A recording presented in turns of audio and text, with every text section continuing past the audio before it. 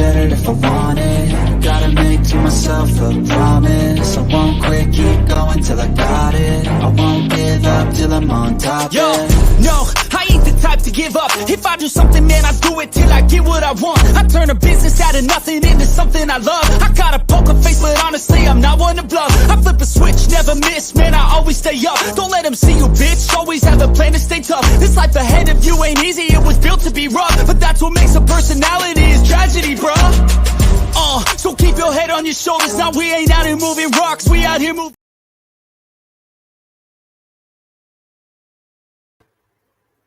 Yo, what is up? It's me, it's Key. We're back, we're in the building. What's another episode of the 7200-second podcast? Got my guy, Coach Donte, always here in the building. What's going on, Coach? Hey, what's going on? How everybody doing? We got the finals for the kickoff on June 1st on Thursday.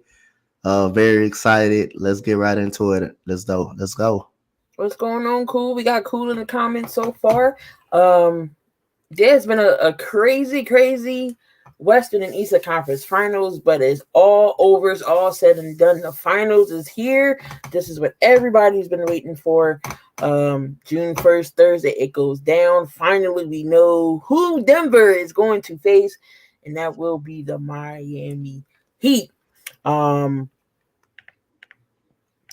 But yeah, let's go. And we got Cool, and he is your Denver Nuggets fan, so he's been waiting for this, and got a lot of things to talk about today. We got some NBA, we got some NFL, and we got a little bit of MLB.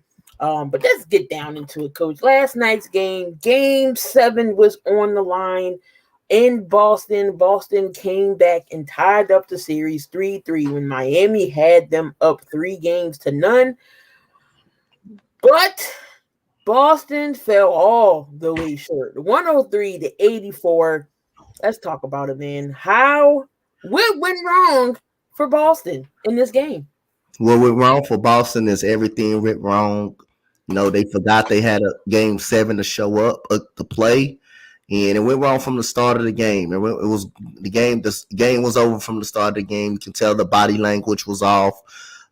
Jason Tatum tweaking his ankle, but I don't believe that's the reason why they lost. He just had a terrible game. Jaylen Brown had 8 turnovers. In the game. Someone said that he couldn't dribble the ball, which is unlaughable. Yes, cool. I'm calling you out. I am calling you out. That's laughable, saying Jaylen Brown cannot dribble a basketball. Shannon Sharp said it too. He said his dribble was worse than Westbrook. That's blasphemous, because if he couldn't dribble, he wouldn't be handling the ball handling duties for them at times when they needed him to. But it was just an anemic game all around. The last 3 games, Boston tied the series, they shot the ball really well. They shot the ball lights out. Last night, they wasn't shooting the ball well, but you got to credit Miami defense, how they got physical with them, how they made every shot tough for them. They made every shot difficult. Even on the 3-point ball, they closed out very well. But other than that, everything went wrong. We can blame this on coaching, but we can blame this on everything. Everybody showed up besides Derek White was the only one that came to play in that game. Robert Williams was battling the stomach bug, but I'm not buying that. He still played in the game. He still played in the game. He still was able to play in the game. So other than that, I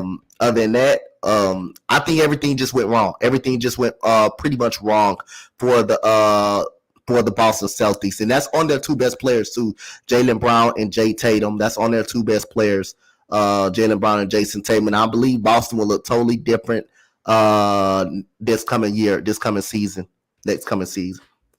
Most definitely. We don't know what's going to happen with the 2 on the court. You know, the best duo so far. I mean, you got Jaylen Brown, you got Jason Tatum, and they're still young guys. They haven't even peaked 30 yet. I know when they was down late in the games, instead of trying to get to the basket, they was relying on threes way too much, in my opinion. That's not a way to get back into the game, knowing that you're down. You got to go to the basket, try to get them in foul trouble a little bit. But just to give y'all some stats from 3, 9 of 42, 21% from three. You can't keep chucking up threes and expect for y'all to win games like that with a 9 and 42. That's ridiculous. 14 and 28 from Miami side. They was 50%. But 21.4%, you only made 9 out of 42 shots of threes. That's unacceptable. You can't win games like that. 18 assists overall. They had 15 turnovers. You might as well say Jaylen Brown might as well work in the bakery the way he was turning over the ball yesterday. I think he had 8 by himself. They had 40. Well, Boston did have 42 points in the paint. My point exactly. If you're getting numbers in the paint, go to the rack instead of bricking all these threes. The way they were shooting threes yesterday, they could have built you in your house yesterday, Coach. Yep, they could have built me in my house. They did that. They did that pretty much really, really bad. But other than that, want to kind of respond to Cool McCain comment. I understand what you're saying. He doesn't dribble. He can't dribble it well, and he's not an elite ball handler. But I don't think working off the ball is his game is enough. I don't think that brings the best out of Jaylen Brown. I'm not saying he can handle the ball elite, but he handles it good enough to put the ball on the floor and keep the other team honest. I don't think he works good off the ball because he's not a consistent enough shooter to work great off the come off the screens and work off the ball. He's not a consistent enough shooter. He's not a consistent enough shooter to play off of the ball like that. I believe Jaylen Brown has to have the ball in his hand to be effective. He's not a great ball handler, but he's good enough. He's good enough for it. So you had Tatum go 1 of 4 from 3, Al Horford 2 of 5 from 3, Marcus Smart 1 of 6, Derek White 2 of 9, Jaylen Brown 1 of 9, Grant Williams 1 of 3. You're not going to win games like that shooting 9 or 42 from 3. You can't win games like that. Like I said, Derek White and Jaylen Brown was the only and Tatum was the only 3 Boston Celtics in double figures. Talk about Miami. What went right for Miami in this game? Miami shot the ball well in this game. I mean, when you're 14 of 28,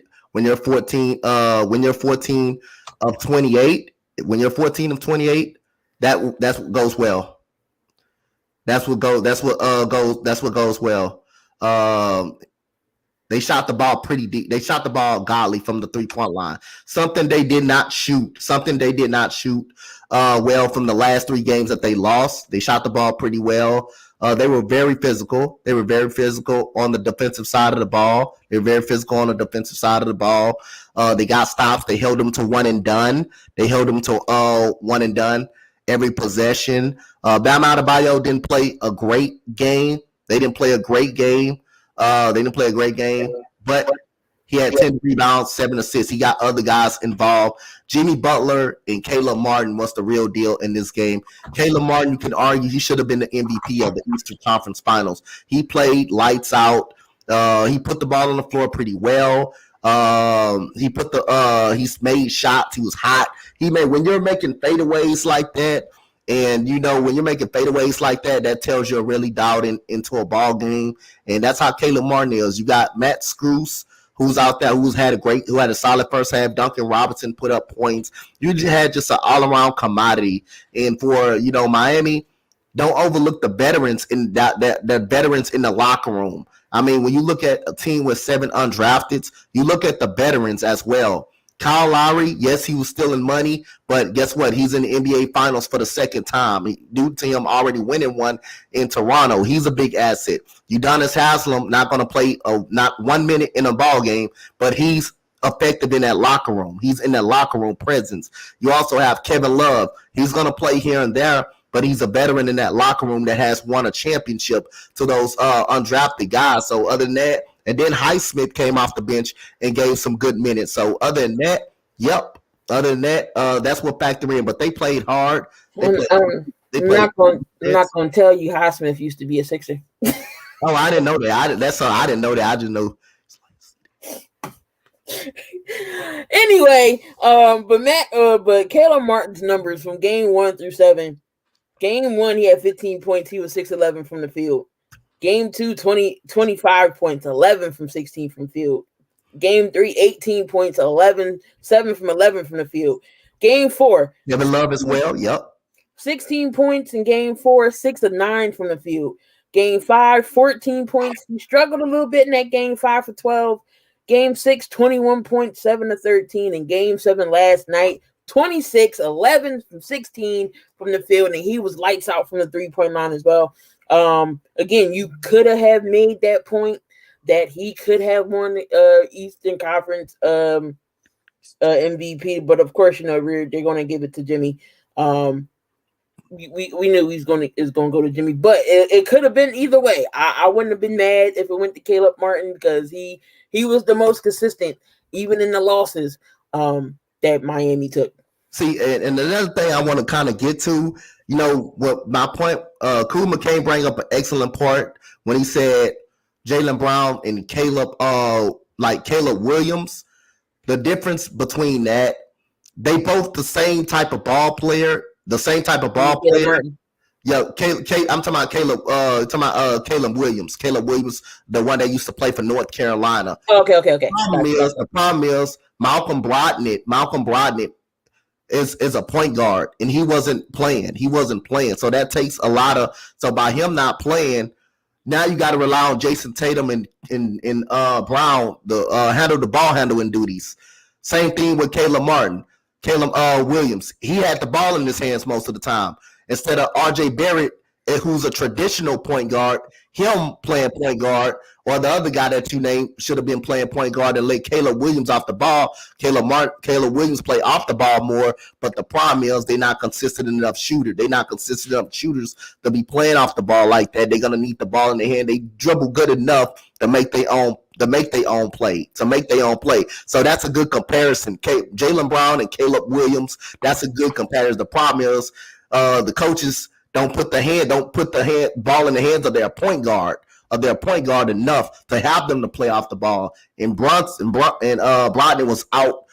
He shouldn't even play the game 7. He didn't look healthy. He shouldn't even play that game 7 at all. So when he's not on the floor, Marcus Smart is not a traditional point guard. Who else you going to have to handle the ball? So Jaylen Brown and Jason Tatum, those are two they solid, okay ball handlers, but not good. They're good enough because they're 6'7", 6'10". They can handle it good enough to create separation to get their own shot, just like Caleb Williams. But they're not efficient enough. Yeah, most definitely. It was that zone for me for Miami that Boston could not get past. But then when you look at again, we go back to coaching. Eric Spoelstra, one of the best coaches in this league. Pat Riley, again, one of the best. He's when it comes to coaching, player, championship-wise, executive. You gotta put Pat Riley up there with one of the, with the best. I'm going to give you this breakdown of as soon as I find it. Pat Riley, where is it? So, with the Heat advancing, Pat Riley has now been a part of 25% of the NBA Finals in league history. So, Pat Riley was in 3 finals as a player, 10 as a coach, and 6 as an executive. Pat Riley is in his 19th NBA Finals. Yep. Damn. So, 19.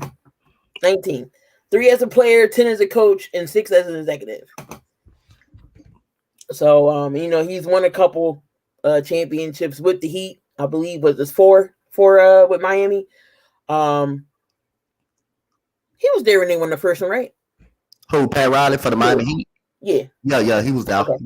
He was all right. So he did win all 4, but you gotta give your hats off to Pat Riley. He is the GOAT, and he is the first. He is one of the best in that division in that organization to bring talent around, coaching.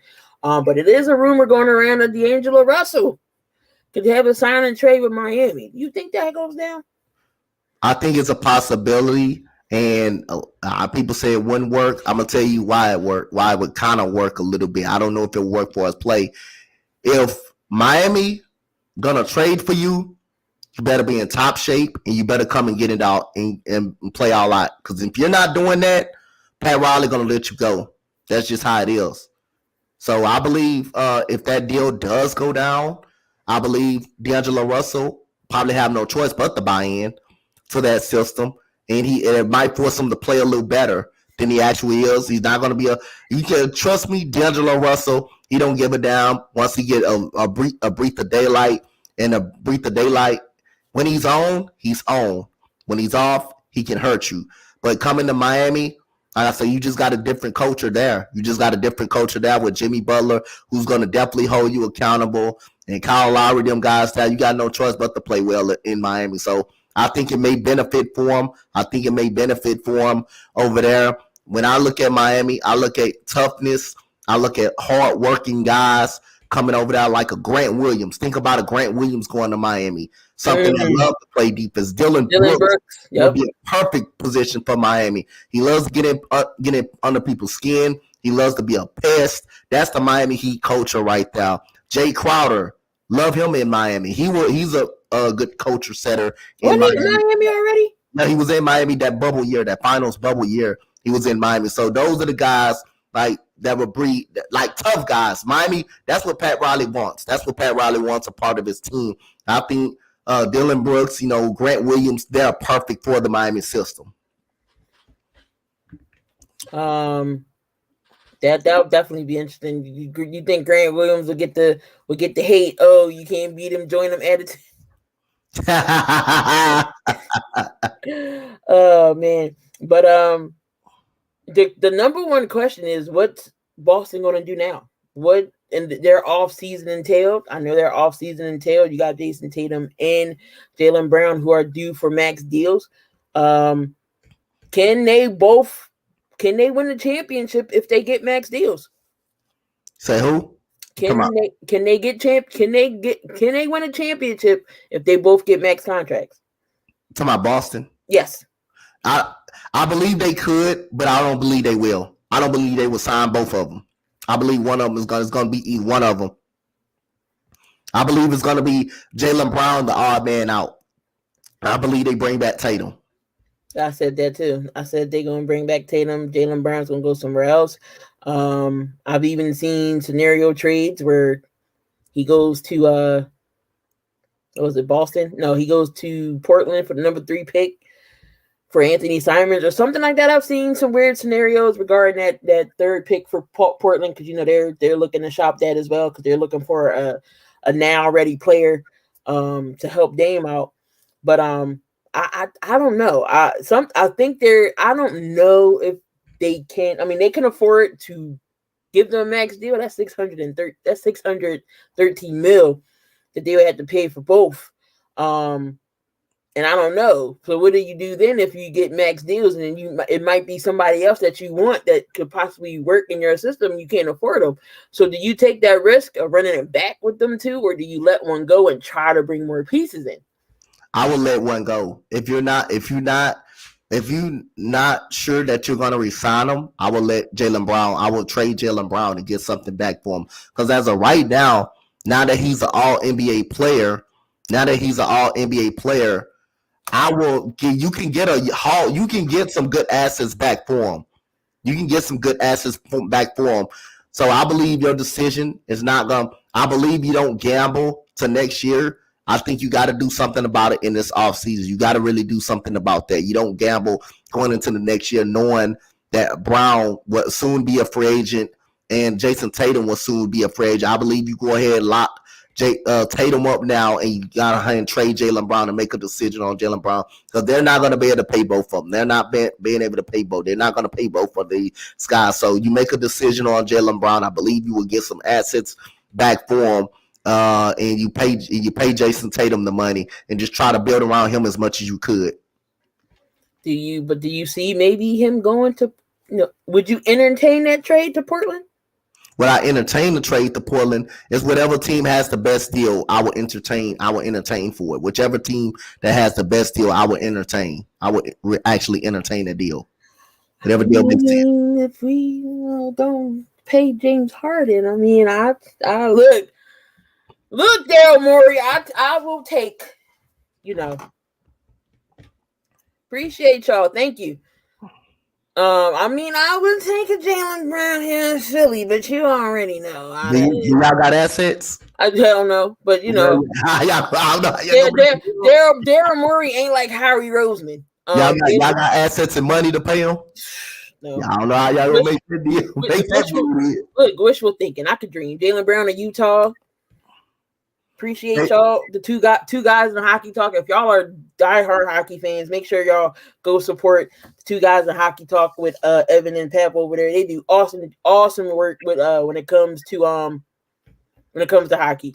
I know, Donte, you don't know nothing about basketball. But we're going to get into some NFL. But I appreciate you being here. I don't know shit about the NBA. I don't know shit about offensive linemen. But I appreciate y'all being here. Well, y'all know y'all definitely mean a lot to us being here. Depending on how many games he's suspended, if Mifflin decides to trade John Morant, if he stays out of trouble, interesting take. Jaylen Brown to the Clippers. Interesting. There's definitely going to be some interesting things here.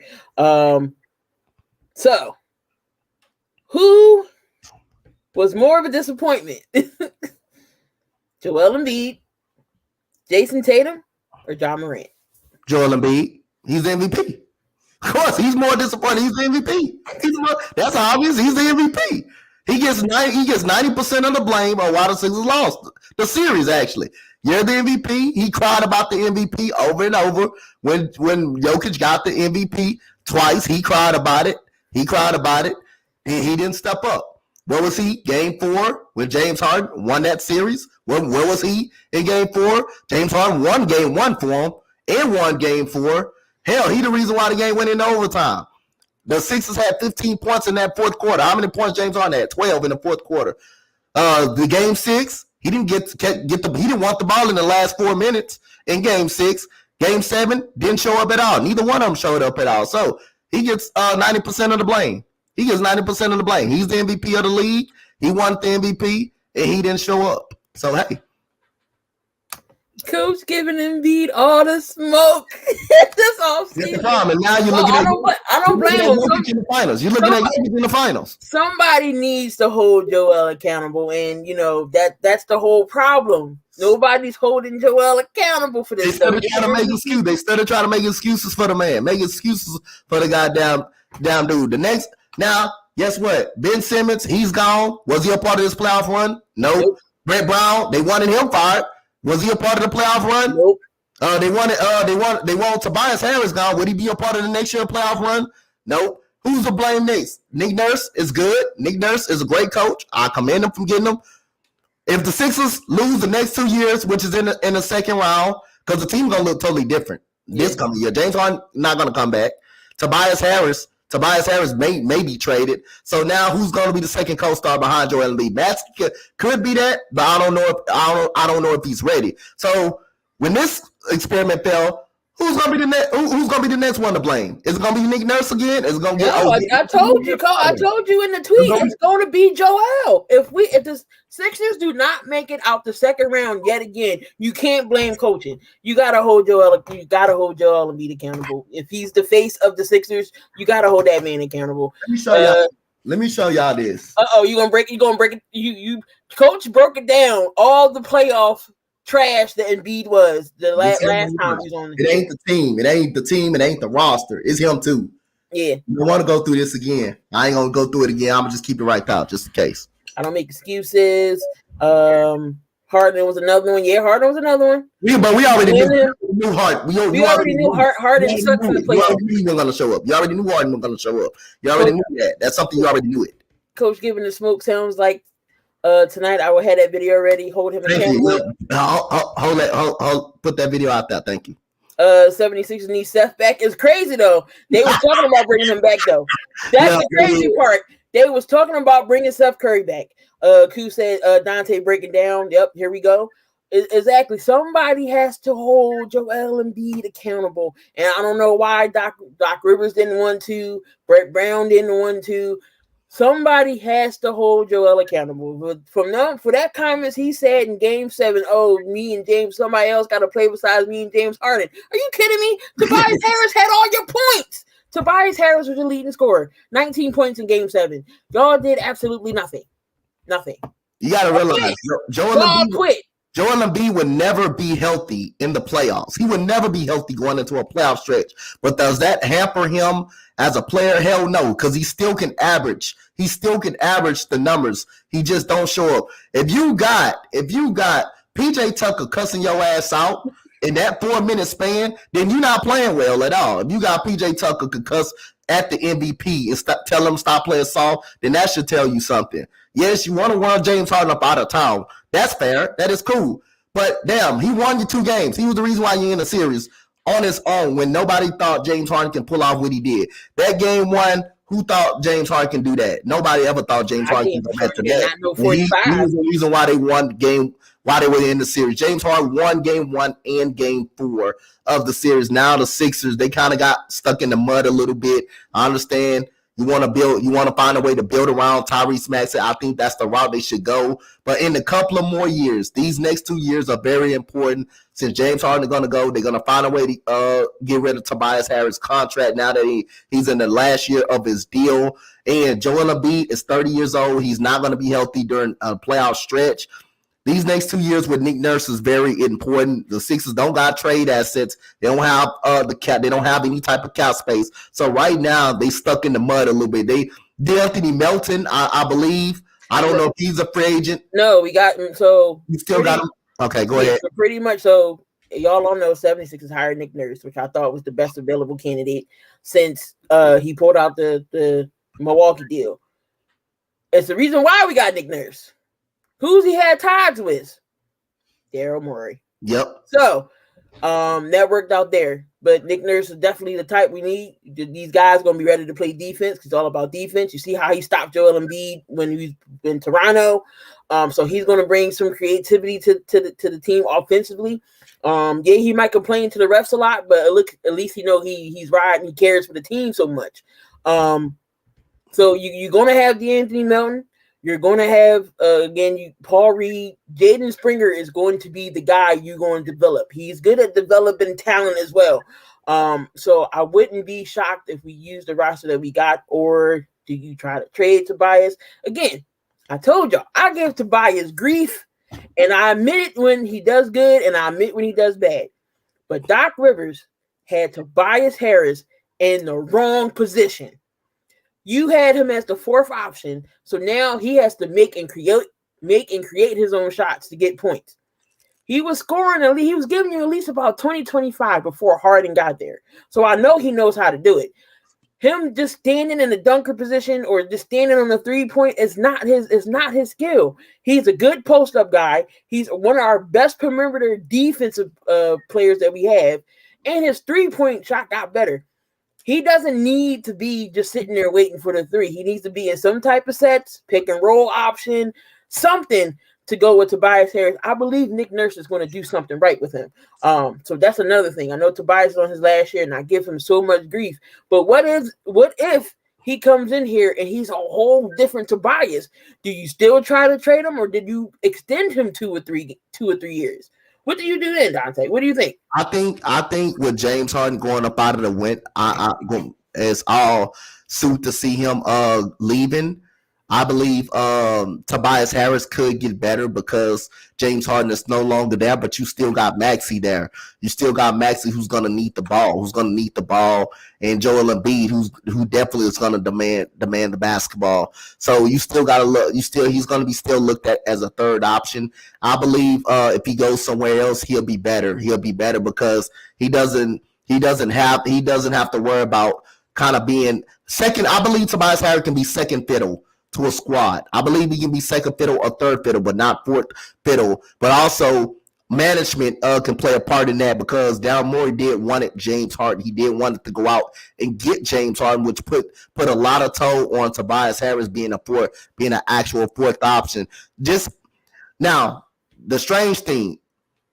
Now, Miami is in the finals. Now, far enough, if they lose the finals, this will be a hell of a season for them because they want pick to be here. But think about it. They get to the finals with Bam Adebayo and Jimmy Butler alone. Tobias Harris will be a good fit over there, be a solid 3rd option over there, or a Bradley Beal or somebody. I believe the Miami Heat is one player away one player, just one Bradley Beal, one player, 120 point per game score away from being a finals contender next year. They're already a final contender now. They already, well, you can say they won right now because they made the NBA finals, but nobody expected them to make the NBA finals. But I think Miami Heat, they're one player away. They're not far players away from making it back to the NBA Finals. Now that Boston is going to go down a little bit, Boston is going to go down losing Jaylen Brown. That team, I don't believe that team will be the same. Grant Williams also a free agent. Philadelphia not going to be as strong. I believe Miami Heat with one more move, they would be just as right with one more move. Yeah, I agree. Don't know. Again, I don't. With this, Burns said the best. This offseason is going to be very interesting. We'll see what the Sixers can do, what's going to happen. But James Harden, they already said that they're not going to give him that max deal. So it's likely he goes back to Houston, which coach said he'll welcome him with open arms. He already knows he's not going to the championship. Maybe Harden has come to a sense of saying maybe he just can't win a championship. Yeah, I don't think he's gonna. He knows he's not gonna win a championship at all. I already think he knows that in his career now. He's not gonna win a championship. Do you still put James Harden in the Hall of Fame? Do you still put him in the Hall of Fame? You can make a case for it. Yes, you still put him in the Hall of Fame. All right. So again, Nick Nurse, new coach over there. Also, we got another new coach. We got Adrian Griffin. Toronto's assistant coach over there with the Bucks. Now Giannis wanted somebody who wasn't really named out there, so that's why Nick Nurse pulled out and wasn't there. We don't know Adrian Griffin's style of coaching. We don't know what he can. He can definitely gonna hold players accountable. We know that. He's a player as well for the Bulls. What do you think that Adrian Griffin can do with this Bucks team? I think he can turn them into a solid defensive team. It's definitely Giannis doing too. He wouldn't approve. They wouldn't hired them if Giannis really didn't approve it. But also, the Milwaukee Bucks got to focus on some assets too. They got some free agents coming up too. Chris Middleton will be one. Lopez is a free agent as well. So if they do resign that group of guys back, they're going to be one of the few teams that's going to be contending for a championship kind of next year. But I believe Adrian Griffin would do well. He was a defensive guru when he played the game of basketball with the Rockets, with the Chicago Bulls. So he's going to bring a great, solid defensive presence there. Yeah. So yeah, we don't know what Adrian Griffin's going to be like, but he takes over the reins now for the Bucks and that Giannis team in Milwaukee. Now there's three more. There's teams out there who still need coaching, and the final three finalists for the Suns' job is Doc Rivers, Frank Vogel, and Kevin Young for the Suns.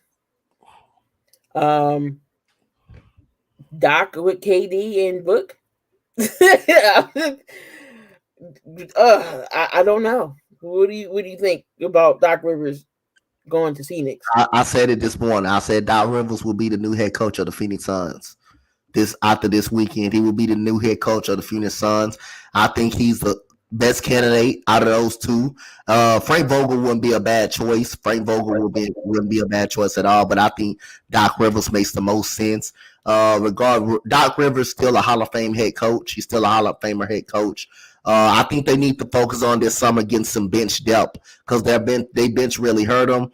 It's been going around that Chris Paul may not be back. They're going to try to do something with Chris Paul. I think they need to get some bench depth. They have Kevin Durant and Devin Booker out, and I believe they need a third scorer. They need somebody else. They need somebody else. They need the actual point guard. They do need the actual point guard to help out Devin Booker and Kevin Durant. And I don't believe they need to find a way to trade DeAndre Ayton. I don't believe DeAndre Ayton wants to be there.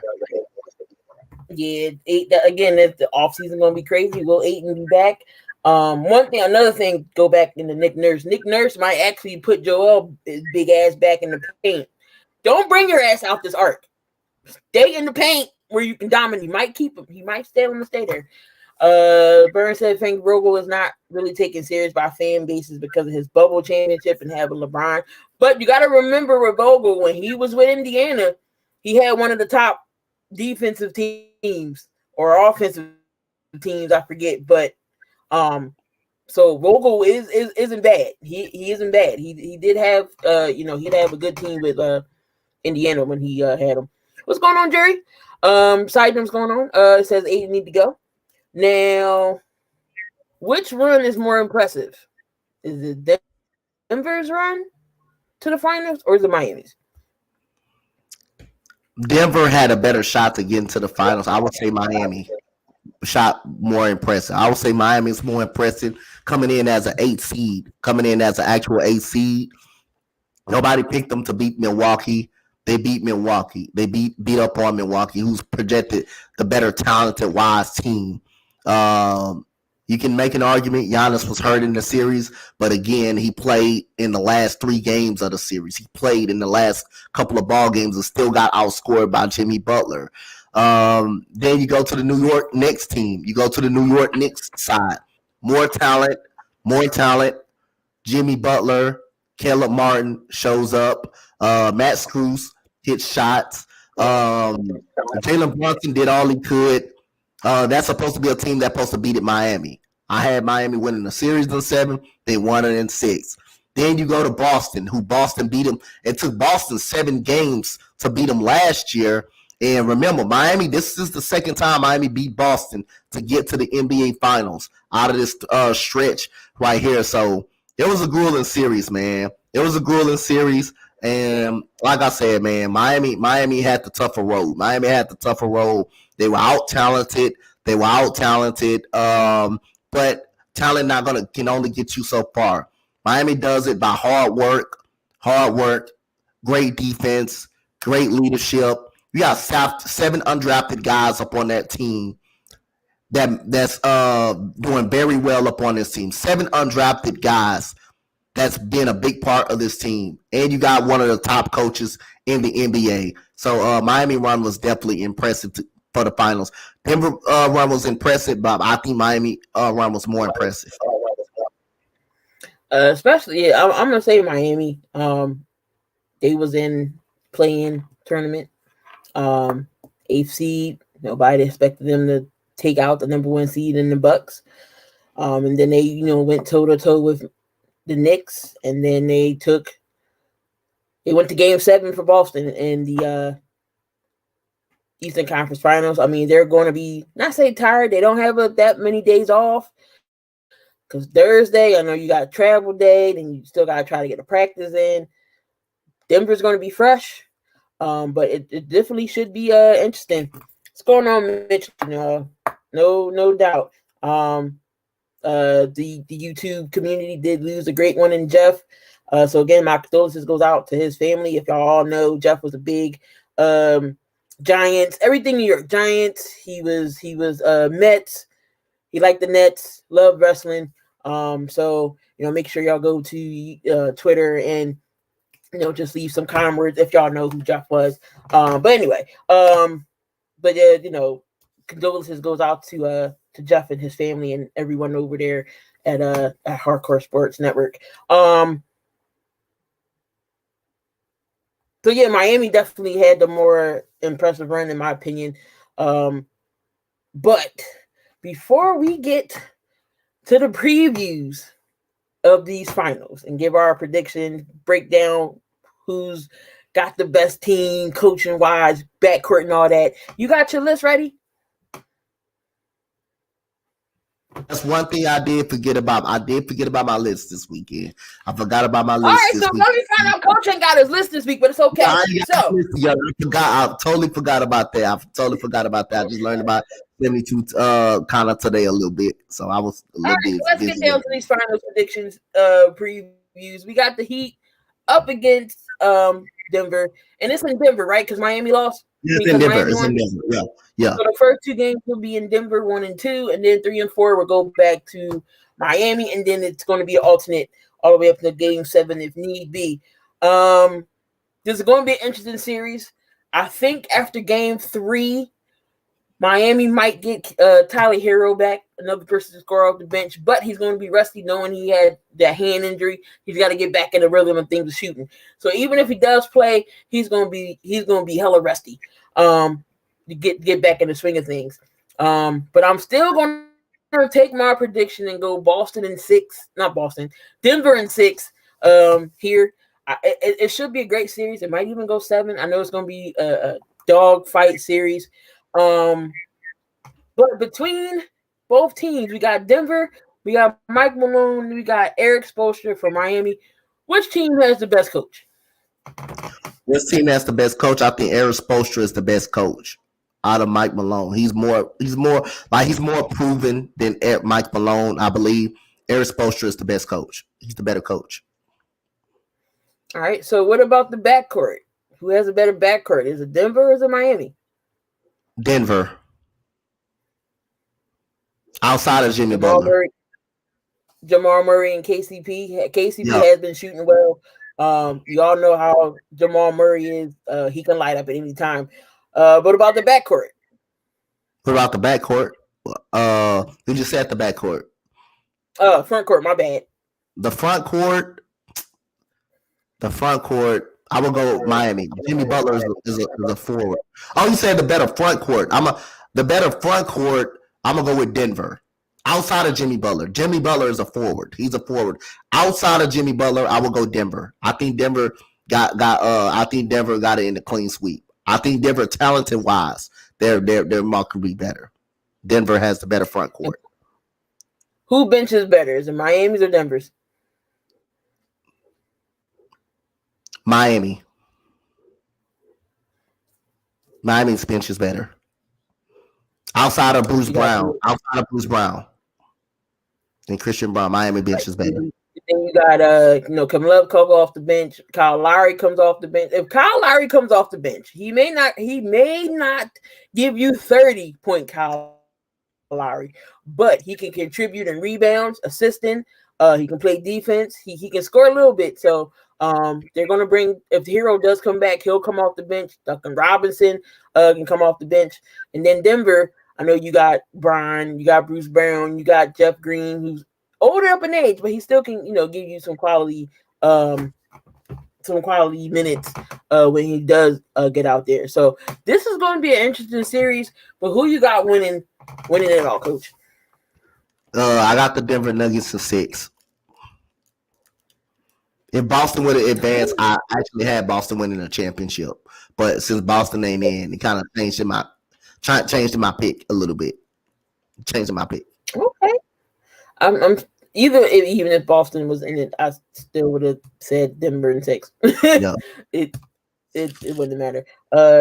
Jury got Nuggets in 5. She giving Miami 1 game. Gentlemen sweep. This is going to be a good series. It's not going. Everybody's like, "Oh, you really want Denver and Miami for ratings?" I say screw the ratings at this point. I just want to see some good competitive basketball. I get it's a money thing, but we're gonna get some good competitive basketball between these two. Khan said best coach is Miami. He got the Denver backcourt. He got Denver's front court. He got Miami's bench. He said I'm going to go with Miami in 6. He's saying he crazy, but he got this feeling. Okay, Khan going with Miami in 6. Okay. Cool says Boston's too inconsistent. Yeah, but I believe Boston was too inconsistent, but I believe that would have been probably been a better challenge for Denver than having Miami. I believe Boston. The only thing about Boston, they've been inconsistent the whole playoffs, but I believe Boston has a better challenge. I believe Boston.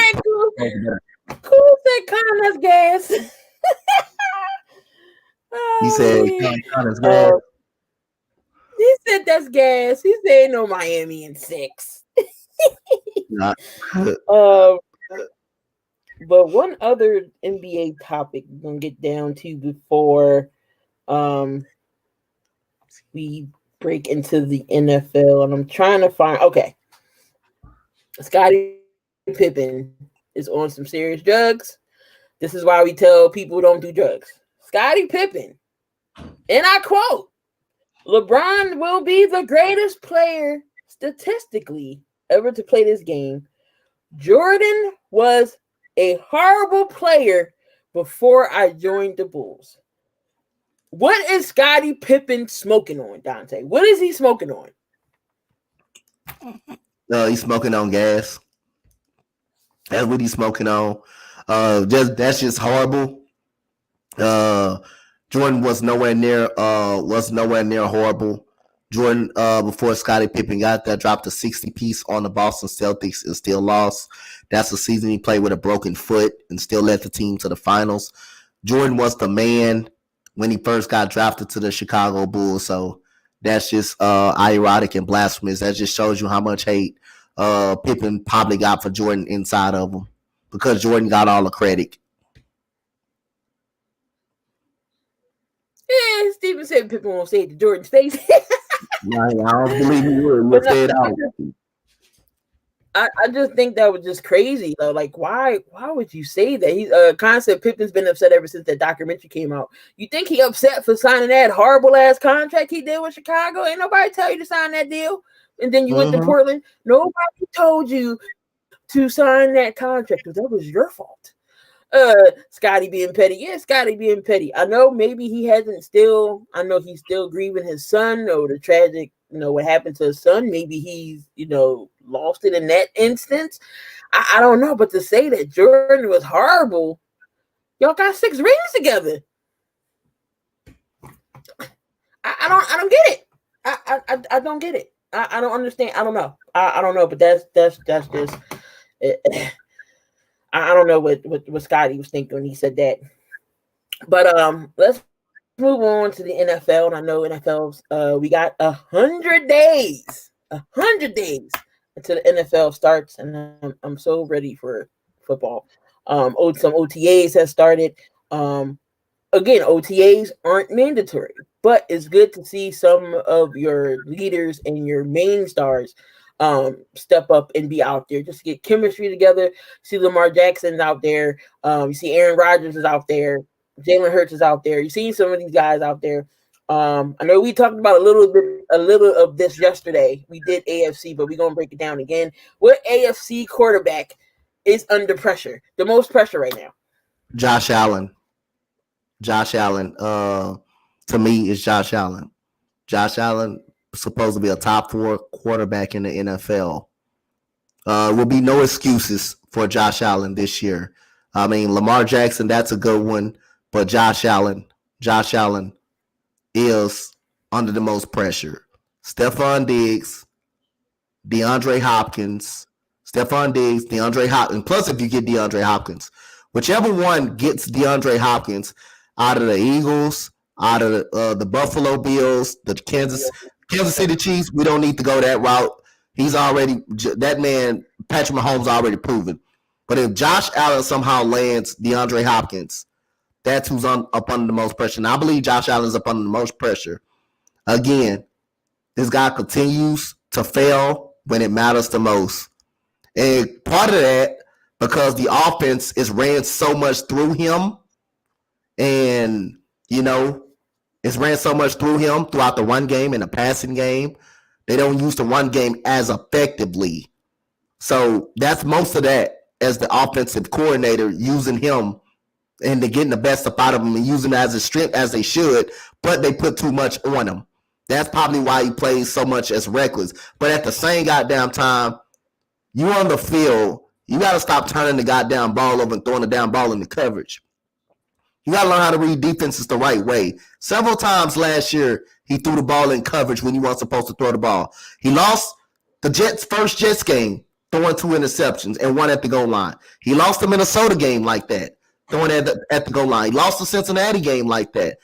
You're too good and too talented and have too good of a talented team not to at least get to an AFC goddamn championship game. Now, I understand against Patrick Mahomes the first time, your defense gave that totally shit the bed when they were number 2 overall in defensive rating. They were number 2 overall, and they shit the bed. That wasn't Josh Allen's fault. But the very next year, you come against Cincinnati, and you lay the damn egg. Year before that, let's go back prior to year when you played by Houston Texans. You lost a 16-point lead in that game. and the Texans coming back and winning that game and have to end up playing the Kansas City Chiefs till we self-destruct 24-0 lead.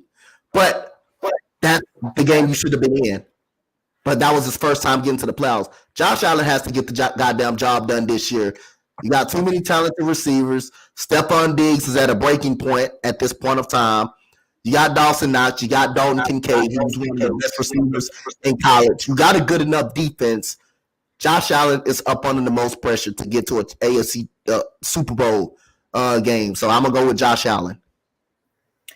And I'm obviously going to go with the obvious choice. Steven, we're going to get to that in a few to talk about where DeAndre Hopkins is going to go. Lamar Jackson, under the most pressure right now. He got the contract, one of the highest paid in the league right now. He wanted that deal. He wanted to go out and improve and bet on himself. No agent. He wanted to get it done. He got the deal done. We all know the Baltimore Ravens caters their defense. Caters to their defense. It's always been they're known for their defense more than their offense. So of course you're going to spend money on Roquan Smith and those guys. But then they get Odell. Okay, that's a much added addition that they needed to that receiving core. Then you go out and get Zay Flowers, another addition. Rashad Bateman, can he stay hurt? Can he stay healthy? Can Lamar Jackson stay healthy? He has no excuses now for weapons. He has a good, solid running game when they're healthy. You got Mark Andrews, one of the best tight ends in this game, and you got receivers now. No excuses on Lamar's part. But can Lamar Jackson stay healthy is the key. 2 years, you have not been there for your team in the playoffs when they needed you the most because you were injured. Injuries come with the game. Again, I'm not blaming him for injuries, but it's going on 2 years now. You can't get the job done. You won one playoff game, and that's it. You've been an MVP. I'm not saying that you are bad or horrible in any way. Lamar Jackson is very talented. I'm not knocking that in any way, but it's your availability that the team that I'm worrying about. Can you stay healthy? Can you stay healthy? If Lamar Jackson is healthy, Baltimore is a team to watch out for. Yes, I completely agree wholeheartedly. But can he stay healthy? Right now, Lamar Jackson has the most pressure, in my opinion. Over to the NFC side, which quarterback has the most pressure on him right now to win? Quarterbacks we got on the NFC side. On the NFC side, let me see what quarterbacks that we got down so right here. Dak, you got Kurt, you got Daniel Jones, you got Matthew Stafford, Jalen Hurts, Kyler Murray. He's not going to win anything. Well, the obvious quarterback, I'm going to go with Jalen Hurts. I'm going to obviously go with him because Matthew Stafford, I believe he's kind of broken up. We know the Cardinals ain't going to be good, so Well, matter of fact, the most pressure, I'm going to go with Jared Goff. Jared Goff is a great one. I believe it's some pressure on Jalen Hurts, too. I believe it's pressure on Jalen Hurts as well. A lot of pressure over him. So I believe it's a lot of pressure on him because he went to the Super Bowl last year. At some point, you got to get back. Got to get back there. You got the pieces. The team got good defense on him. The team got some good defense. He's got to get him there again. If he doesn't get him there again, if he somehow with this NFC is not being that good. NFC is not that really that good. The only team probably that's another championship contender is probably 49ers. Outside of that, ain't no real threat in the NFC I really see. Outside of that could be a championship contender. Yes, you're gonna have division winners, but championship contender, either the Eagles or you're gonna have the 49ers. But Jalen Hurts, it is a lot of pressure. It is a lot of pressure on him. But Jared Goff is a good one because again, this Lions team just got better. This Lions team is better. Their defense is going to be better. Their secondary should be better. Adding Cameron Sutton and adding they also got Jahmyr Gibbs, another explosive guy. Jameson Williams will miss. Jameson Williams will miss some time, but he will be back. They got a great enough squad. CJ Gardner-Johnson is going to be good for their secondary. So they got to win the division. They have a lot of pressure on them to win a division this year. This is their division for the taking this year, which we may get into we're going to get into the division. I'm not going to even press on the Cowboys because the Cowboys are going to be the same team every year. Luke goes second round and out. I'm not going to keep expressing them, but the Eagles and the Lions will have the Jalen Hurts, and I'm going to go with Jared Goff is under the most pressure. Dak Prescott is under the most pressure right now. Why? Because again, like Coach said, they can't get past. They can't win in the playoffs. They haven't been to the NFC Championship game since that Dez Bryant catch. Yes, that was a catch. They haven't been back to the NFC Championship. They choke when it matters. Dak Prescott throwing the most interceptions last year. When games is on the line, he's throwing interceptions. He got a pick 6 in the Jacksonville game. Caused him a loss. Didn't cause him a loss when it came to Philly because you played 1-on-1. But he did have a pick 6 in that game. But he won. Dallas won that game. But no, it's up to Dak. If I got a feeling if Dak doesn't somewhat have a good season, Dallas is going to move on. And next year they do have some good quarterbacks in the draft. But the window is tight. I don't know if you can find off not in-house, but a quarterback and free agent possibly. But Dak Prescott is under the most pressure right now. You have a case with Daniel Jones as well. Daniel Jones got a new contract. But I think it's more of Dak than Daniel Jones. Kyler Murray, that Cardinal team is going to be poop.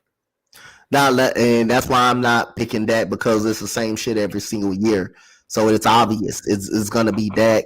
I'm not expecting the Cardinals to do nothing at all. I'm not expecting the Cardinals to do anything at all.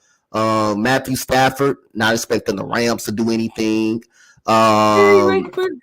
But outside of the Eagles and 49ers, I don't see a championship contender. Now, the Giants are a playoff team. They are a playoff talented team, but I don't think outside of that, they're nothing more and nothing special. Mike McCarthy will now be calling plays. Is that going to be an issue, or that might benefit Dak better? It may benefit Dak better, but it's going to be the same outcome each and every year. It's going to be the same outcome. It's not going to change anything. Dak Prescott can have his best season, and it still won't matter. You already seen it. They had the opportunity to win when they was 12-4 that year. And they won the division. So here is the Cardinals' potential week 1 offense. Now that DeAndre Hopkins has been let go, you got Rondale Moore, Marquise Brown, Trey McBride as your tight end, got James Conner, and Colt McCoy will be. This is his 15th start in the last 10 years. Colt McCoy will be your starter until Kyler Murray comes back and recovers from his ACL injury. But we're going to get into the Cardinals when it comes down to what week we're going to do the West predictions.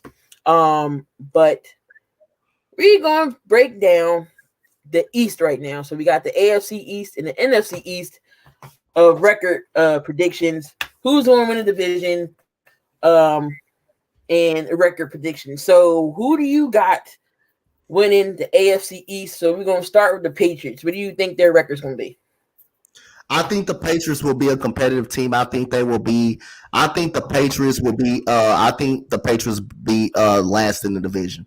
I think this is the year they will finally finish last. Haven't looked at the New England Patriots, but once I look over the schedule, I will be able to give a schedule prediction. So right now, I'm gonna just say Patriots will be the last place team in the division.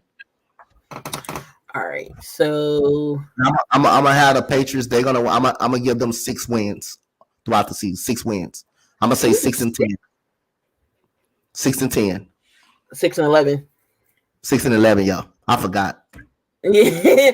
All right. So right off the bat, New England plays the Eagles week That's a 1. loss. That's a loss. So they got the Eagles, the Dolphins. Division Loss. games always hard. The Jets, That's a division loss. games always hard. Where Then you got the Cowboys. they play the Dolphins at? Where they play the Dolphins at? Foxborough. That's still a loss. Then you got the Jets. Where at New England or in New York? They in MetLife. They're in MetLife. That's a loss. Yeah. They on 3. Got the Patriots in Dallas. Patriots in Dallas. I think they get their first win. No, that's a loss. I'm gonna give them a loss. They on 4. You got them going up against the Saints in Foxborough. That's a win. I'm gonna give them a win. You got the Raiders. I'm gonna give them a win. You got the Bills. Loss. Got the Dolphins again. They're split. Commanders. Loss. They got the Colts in Germany, I believe. How many wins I gave them? They got 4 right now. I think so, yeah. They got the who in Germany? Colts. Loss. Giants. Loss. The Chargers. Loss. Pittsburgh. Win. Chiefs. Loss. Broncos. Win. Bills again. Loss. And then the Jets. Loss. 6-11 it is. Now, there you go. You gotta read out the schedule, so that way I haven't looked at the schedule. That way I can determine what they're gonna do. All right, and you got the Bills. The Bills. They have got the Raiders week 1. I got the Bills winning. They got the Bills are Jets. going to win the division. The Bills are going to win the division. They're So going they to be got our winners. They're going to be 11. So I'm going to say 11. I'm going to say 5 and 12 and 5 12 and 5. for the Bills. Okay. Winning the 11. So they got the Jets Monday night. They win that first game. Jets. They win. That's a win. Raiders. That's a win. Commanders. Win. That's Miami. 3. Loss. That's 1. The Jags. Win. 4-1. They got the Giants. Win. 5-1. Patriots. That's a loss. They're gonna split. I got the. Do I got the Patriots splitting or losing to them a game? I think you got them splitting. Okay, that they win the first game. They win the first game. We got the Bucks. That's a win. Bengals. Loss. Broncos. Win. Jets. Loss. Eagles. Loss. Chiefs. Loss. Cowboys. Win. Chargers. Let me give them a win. And then you got the Patriots, and then they're ending the season with Miami. They lose both of those games. We're talking about Shadow. We're talking about Buffalo. Buffalo will be your division winner. So you got them at 12 and 5. What about the Jets? Yeah. The Jets. I got the Jets with 8 wins. I'm gonna say 9. I'm gonna say 9 and 8. I'm gonna say 9 and 8. I think the Jets will finish 9 and 8. I think the Miami Dolphins will finish with the second best record. I still think the Miami Dolphins are the better team than the New York Jets. I think the New York Jets have a chance to get the wild card. So I still got them in third place. I still don't think they're good enough to win this division, even with Aaron Rodgers. Now, Damian don't actually have bad records. I commend him for this. That's pretty solid. Right on the head. He's pretty solid with that. I'll take that. 12 and 5 for the Bills. Miami 10 and 7. Jets 9 and 8. Pats 5 and 11. It'll be 5 and 12. Remember that 17th, 18th season. So I'll give you that. I'll give you that. That's not bad. All right. So you got the Bills winning the division over there in the NFC East side. Who you got 1 through 4? NFC East. Yes. Eagles. So Eagles is winning that division again. Yes. I say they're going to go. And well, my record prediction, I got them going 12-5. My record prediction. That stretch after the bye is a killer. It's KC, the Bills, the 49ers, Seahawks, Dallas. Record prediction for me is 13-4. 13-4. Okay. Dallas. They coming in second. They in second. They're the second best team in the division. The Dallas Cowboys still win 10 games. I got them 10. I got them 10-7. Yep. They still win 10 games. What about Washington? I got the Giants. The Giants in third for me. The Giants will be 89. 89. And what about Washington? Washington, Giants will go 9-8, my bad. 9-8 for me. Washington will go 8-9. 8-9. I still don't think they're good enough. They're not good enough. I still don't think they're good enough. So are they gonna be last in the division? Yeah, they're gonna be the last place team in the division. All right. Dante says, "Don't look in Discord." I'm not gonna look in the Discord just yet. So DeAndre Hopkins gets let go. Honestly, what is the best fit for DeAndre Hopkins? He put his 5 teams out there where he wanted to go. Did say Philly, KC, Bills, the Ravens, and the Chargers. But what is the best fit for DeAndre Hopkins? The Kansas City Chiefs. Kansas City Chiefs, championship contender. Someone that you can go win instantly. Go win instantly. You instantly becomes the number 1 wide receiver there, along with Nicole Hartman and Isaiah Pacheco at the running back. You instantly you go to instantly. You get to AFC Championship game with Patrick Mahomes as your quarterback. So I say the Chiefs. With the Charge, I don't see him with the Chargers because they just got Johnston. They still got Keenan Allen and Mike Williams. They still got a good receiving core with the Chargers. But D-Hop wants to go somewhere where he's a contender. Quarterback, defense, Lions wouldn't be bad. That would definitely put the Lions over. McCall Hartman's going. Oh yeah. So I forgot. He went to the Jets. He might be the best fit in KC after all. He's gonna be instantly the number 1 wide receiver there. So Damian has it. Oh, now you being 15-2. I don't even get the Eagles 15-2. Now I know you smoking that blasphemous stuff. 12-5. 5-12 and 5-12 for Washington and Dallas. I don't know about that. You lost me at the 15-2. You sound like some of these Eagles content creators I know. Damian 12-15-2. What type of mess? But no, all D-Hop could go to KC. That would be a best fit. You don't already have to say KC would be a contender because they just won the Super Bowl. They're always in the playoffs. They're always in the playoffs. Yep. 4 straight AFC appearances, 3 Super Bowl appearances. But again, Steven, that is a good point. The Browns are the sleeper because he got tied with Watson. He wasn't opposed to teaming up with Deshaun. Njoku. Nick Chubb, Mari Cooper. So that would beef up the offense, and their defense isn't bad. That'll put the AFC North, some attention. But yeah, that's all good picks. Where D-Hop goes, we don't know. That's more. We're itching and waiting for to see exactly where he would go. So who's gonna throw more touchdowns? Which quarterback would throw more touchdowns out of these 3? Would it be Aaron Rodgers, Jalen Hurts, Patrick Mahomes? Jalen Hurts for right now.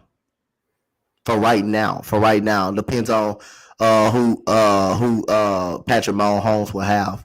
Matter of fact, I'm gonna say Patrick Mahomes because I believe it's on the running game. The running game is gonna be instantly involved in the Eagles. So I'm gonna say Patrick Mahomes no more. He's passed. He's gonna be passed. He's gonna be through the air all year long. So I'm gonna say Patrick Mahomes has more. Okay. I don't know what Aaron Rodgers is gonna do. He's getting acclimated with his receivers and OTAs. Garrett Wilson. I think Lazard. I don't know if Lazard got hurt in OTAs. Was it ankle or something with Lazard? But he's getting out there and showing that veteran presence and getting some chemistry down. He got his guy Randall Cobb over there. So who knows what Aaron Rodgers is going to do? But it's going to be between Hurts and Mahomes.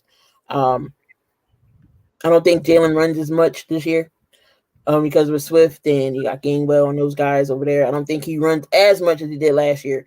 But I'm with you. I'm gonna go Hurts for now. Steven says Mahomes. Shadow says Hurts. Eagles are about 12 a team. I got them between 10 and 12 wins myself. But like I said, that stretch after the bye is a killer. I'm like, NFL, why y'all do that to us? All right, next week we'll go over the North. So AFC North and NFC North predictions and records. We're going to switch things over to baseball a little bit. Liam Hendricks, his comeback for battling cancer. Bernie said, why can't I be happy as a Jags fan? We didn't get into the South yet, but we'll get into that too. Byrne just wants to be happy as a Jags fan. I'm sure Donte wants to be happy. Not this Donte, East Coast Gridiron Donte wants to be happy as a Jags fan as well. But Liam Hendricks, comeback story. He thought he was going to be out for the season due to cancer, but he is in remission right now. So shout out to Liam Hendricks and his comeback. He did have, I think, an inning. What does this do? What does this do with the team knowing that Liam Hendricks is back? What does it do to Chicago? Absolutely nothing. They ain't gonna move the needle. Absolutely nothing. Same old crap trash. They ain't gonna move the needle. But it is a heck of a way back though after cancer. I do condone. I do mess with that, man. So congratulations, Liam Hendricks, for winning that battle. But absolutely nothing. They still gonna be the same damn trash. And so we're about 1/3 into the season. Where do you stand on the Mets? Same goddamn baseball team that lost the lead when they had the lead in 175 days in the season, that lost it to the Braves. Same goddamn inconsistent ass team. That's all it is. Nothing more. Probably will end up getting hot at some point during the season and be fighting for one of those wild card spots. Because right now they're 27-27. The Phillies are right behind. The offense for the Mets is not the problem. The pitching has been the problem. The pitching has been the problem for the Mets. That seems like that sounds like the Phillies. Atlanta's winning that division right now, 32-22. Miami is Miami is right behind them, 28-26. Man, Mets 27-27. Philly. Mine in second place. Mine in second place. Hey, Brian, the Miami Marlins in second place. Phillies is 25-28, and then Washington is 23-31. God damn, Marlins in front of us.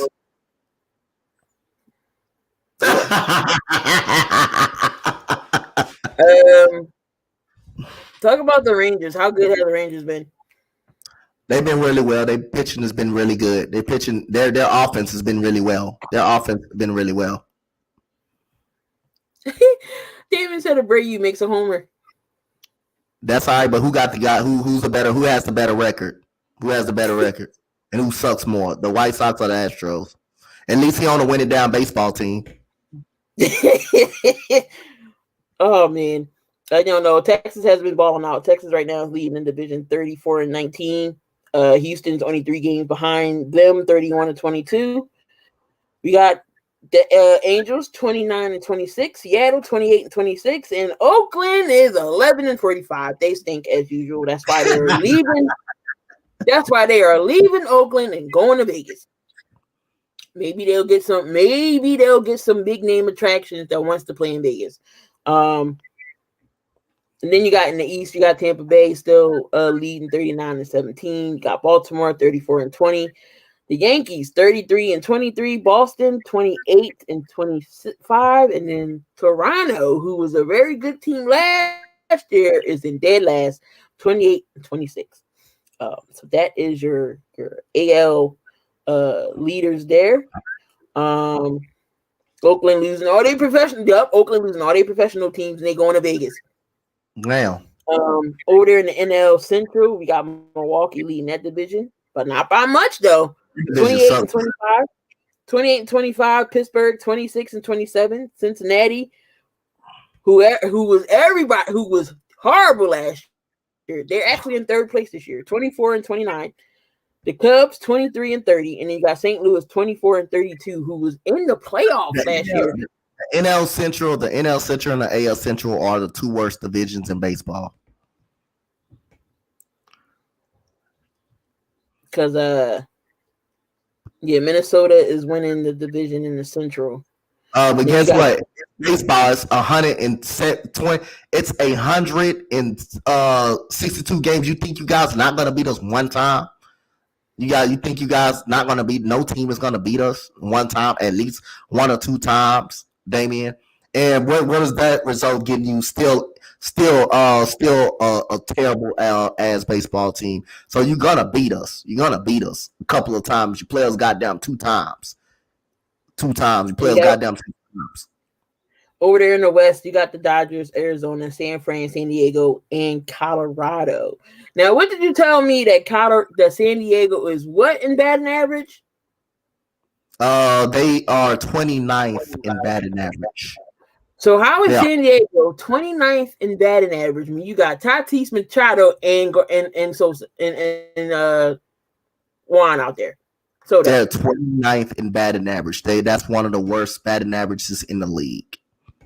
They bat in 160 something, I believe. That's crazy. Even with Juan Soto, that's crazy. Yeah, that's a little crazy there. What's wrong with Trey Turner? Striking out too much, chasing off the plate, striking out too much. Not being when he is getting on base, he's not being aggressive enough as running. I'm surprised with all that speed when he does get on base, he's not running a lot. The way the base stealing has gone. But other than that, he's striking out, chasing too many pitches out of the strike zone. That's what's wrong with him, not being patient enough. No, Tatis he's unsuspended. He had 81 games. So remember, it started towards the end of the season, and then some of the games this season. But no, he's done. He didn't have that much. He's been off suspension. I said that Trey Turner had what's going on with Nicholas Castellanos when he got there last year, how he couldn't do nothing. Yeah, everybody booed him. Trey Turner's own mama is booing him. Now that's bad when your own mama booing you. That's horrible when your own mom is booing you. But Trey Turner says, I need to get booed. So I don't know if at least he's holding himself accountable. Yep. So I don't know if it's something mental that's going on, but remember in the World Classics, he was smacking everything. Yep. Oh, he World Classic. So I'm missing okay. I'm like, this is what we going to be in for with the Phillies. Nope. Trey Turner's been absolute dog poop. Mm-hmm. I don't know if it's something, but again, Castellanos was the same way last year. We're not talking about Castellanos this year because he's not swinging at everything. I think next season, because Phillies ain't going nowhere. Next season, I think Turner will be better because we're not going nowhere. That World Series, we wasn't supposed to be there. I keep telling people that because we didn't want to. I had no clue we was going to the World Series, but we definitely not going this year. I don't know Oh if yeah, Rob Thompson's going to be again. Y'all do got Kodai Senga today, and y'all do pitching Rangers. Rangers Warren's been that bad in that one start. I mean, got a 9.2 ERA. He was that bad in that performance. Our pitching is horrible. Our pitching sucks. Aaron Nola be getting hit around. I be watching it. He be getting hit around. It's either Nola gets hit or Nola actually pitches, and then we can't put up no offense for him. Same thing with Wheeler. But do the Angels need to make the playoff in order to keep Shohei Ohtani? Yes, they do need to make the playoffs to keep them, but they're not going to make the playoffs with them. They're not going to make the playoffs with either one of those guys up on the team. I believe the Angels need to blow it up, period. I believe they need to blow it up, period. So either way, this will maybe Shohei Ohtani last year. I don't think they do need to make the playoffs if they want to retain them, but they're not going to make the playoffs they're not going to make the playoffs even having them on the squad either. So they're not good enough. Their pitching not good enough. So again, we're 1/3 of the way through the MLB. It's almost June. Thursday's June. Who is the favorite team right now in the NL and the AL? The best team in the NL and AL. The best team in the AL is the Houston Astros. Until proven otherwise, until someone knock them off. I know the Tampa Bay Rays have the best record in baseball, but y'all remember when the New York Yankees had the best record in baseball, and what happened to them? What happened to them? Who beat them when they had the best record in baseball? The actual Astros. The Astros. So until to that team, the Houston Astros is stopped and is dethroned. The Astros will be the best team in baseball. The Rangers, yes, they winning the division, but till they do it in the playoffs, and a team do it in the playoffs in October, that's what matters to the Astros the most in October. That's what matters to the Astros. Until the Astros are not even in playoff contention, that's the best team in baseball. That's the best team in baseball, and that's the best team in the American League. In the NL, it's the Atlanta Braves. I got the Atlanta Braves, the best team in the NL. Atlanta Braves has been playing some lights out baseball. I thought we were gonna get swept. Probably even the series with them. I was shocked there. Craig Kimbrell got his 400th save. So he hasn't been too bad in the closer role. But yeah, I just don't know. Phillies. Thank God I still got football. Sixers are out and done. Phillies ain't going no dang on where. At least I still got football, and Flyers ain't going nowhere either. So yeah, I still got football to deal with. But I think that is it. That's all we got. And we're on the Sports Empire Network as well. You got the big three coming up at the 7:00 hour. So make sure y'all tune in there. Coach is going to be doing the WNBA tonight. He got his Dallas Wings going up against Minnesota Lynx. WNBA has been very, very good these last couple of weeks. Y'all don't know what y'all missing. Y'all don't know what y'all missing in that WNBA. Don't know what you're missing over there. So make sure y'all go support the girls. We got the Queens of the Court. So it's this Sunday coming up. We're going to break down everything there. Anything last words before we get on out of here, Donte? Man, I'm just happy, man. Just happy to have this show again with you. We've been close friends ever since. Been going crazy. Happy to see my boy ECG back in the chat. Y'all come check out that revamp series, that Duke revamp series that we got going on. Trying to get another. No, we playing Duke. We playing Duke. We got to play with trash ass Duke. Yeah.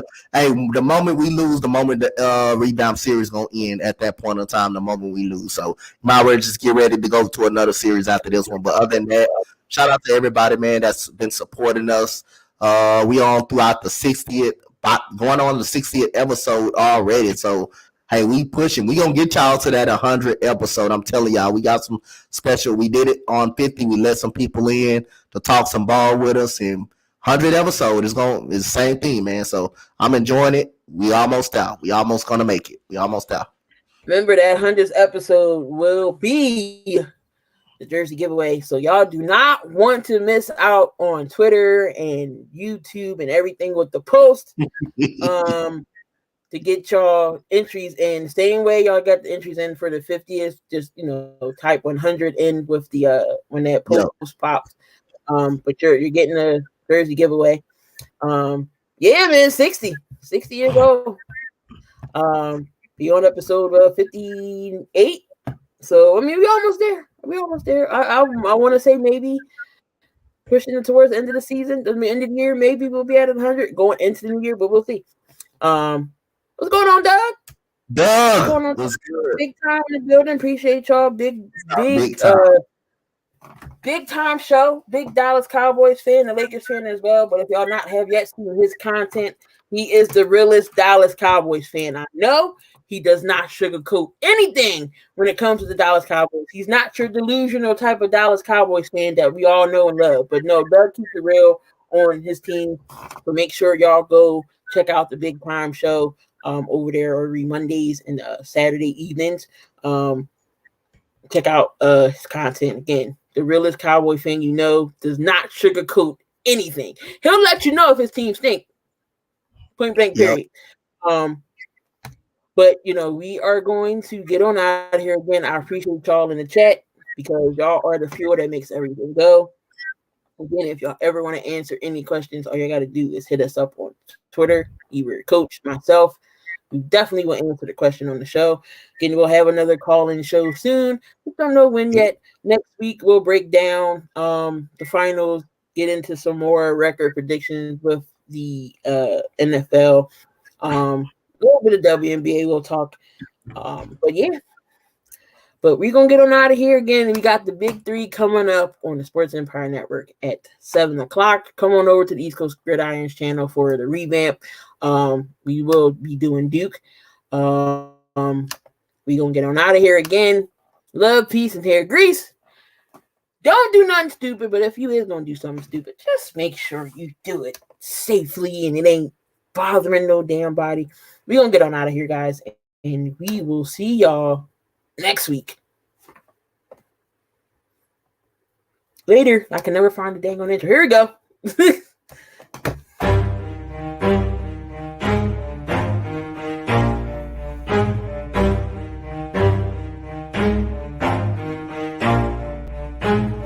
Never stop, I'll get it if I want it. Gotta make to myself a promise. I won't quit, keep going till I got it. I won't give up till I'm on top. Yo, no, I ain't the type to give up. If I do something, man, I do it till I get what I want. I turn a business out of nothing into something I love. I got a poker face, but honestly, I'm not one to bluff. I flip a switch, never miss, man, I always stay up. Don't let them see you